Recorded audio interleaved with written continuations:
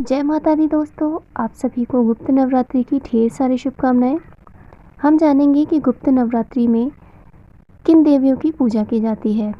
गुप्त नवरात्रि में मुख्य रूप से 10 महाविद्याओं की पूजा की जाती है। 10 महाविद्या क्या है, हम आगे जानेंगे और किन देवियों की पूजा की जाती है यह भी हम आगे जानेंगे, जिनके नाम हैं कालरात्रि यानी कि माता काली, तारा माता, त्रिपुर सुंदरी, भुवनेश्वरी, छिन्नमस्ता, त्रिपुर भैरवी, धूमावती, बंगलामुखी, मातंगी और कमलात्मिका। यानी कि इन देवियों की पूजा गुप्त नवरात्रों में मुख्य रूप से की जाती है।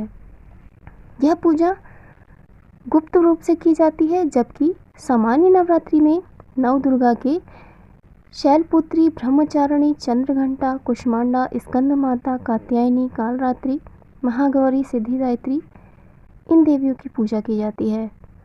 सामान्य नवरात्रि की तुलना में इस गुप्त नवरात्रि की पूजा बहुत ही अलग होती है।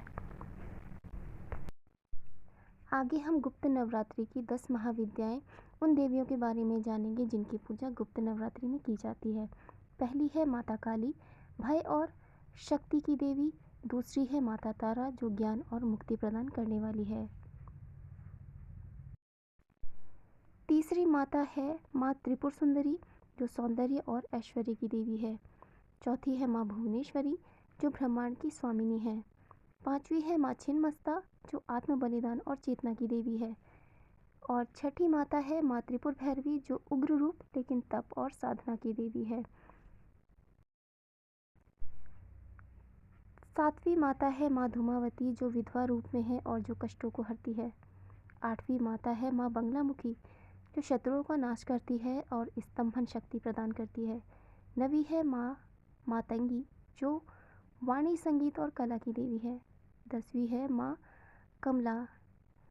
कमलात्मिका, जो धन और समृद्धि की देवी है, जिन्हें लक्ष्मी का रूप भी माना जाता है। तो गुप्त नवरात्रि में माता की इन 10 महाविद्याओं की पूजा की जाती है। यह सामान्य नवरात्रों से अलग होती है और इस नवरात्रों की पूजा में इस पूजा को गुप्त रूप से ही किया जाता है। इस पूजा में लोग सिद्धियों को हासिल करने के लिए कठिन तप करते हैं और अपनी साधना में लीन रहते हैं। गुप्त नवरात्रि में इन महाविद्याओं की पूजा गुप्त विधान से की जाती है, जिसका उद्देश्य आध्यात्मिक शक्ति और सिद्धियों को प्राप्त करना होता है। तो कैसी लगी जानकारी, आप कमेंट में ज़रूर बताइएगा और जाते जाते कमेंट में ज़रूर लिखिएगा जय माता दी। हम सबकी रक्षा करना और सदैव अपना आशीर्वाद हमारे ऊपर बनाए रखना।